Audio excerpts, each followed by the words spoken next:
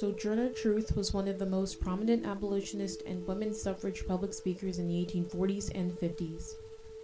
She spoke out against the treatment of African Americans and the double standard that American society placed on African American women. Her legal name was Isabella.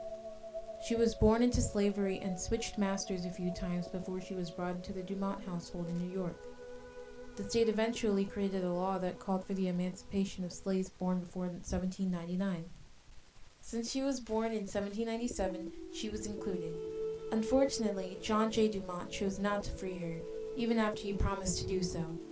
Truth decided to leave the Dumont household in the cover of night and escape to the Van Wagner household. Isaac Van Wagner bought her from Mr. Dumont and freed her immediately. Van Wagner became her legal surname.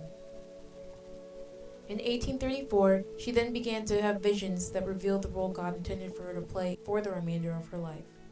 In that same year, she took the name Sojourner Truth and set out alone on foot as a wandering preacher. She traveled through Long Island and Connecticut, spreading the message of God's love for humanity through words and songs.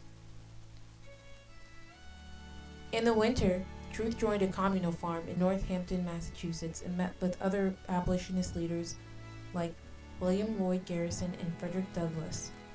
She spoke against slavery throughout New England and later the Midwest, making her mark wherever she went with forceful rhetoric and moving tales of slavery.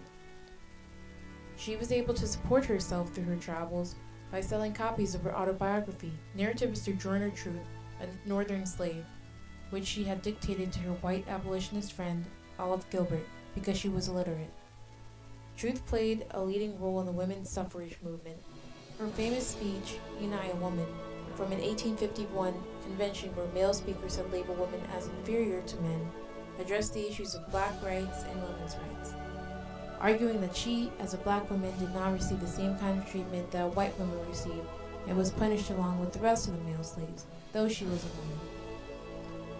In her later life, she nursed wounded soldiers during the Civil War, was invited to meet Abraham Lincoln at the White House, and counseled, taught, and found jobs for free black women during the Civil War.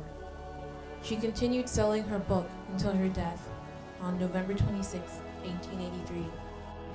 Her efforts aided the battle for the emancipation of the African Americans and women's suffrage.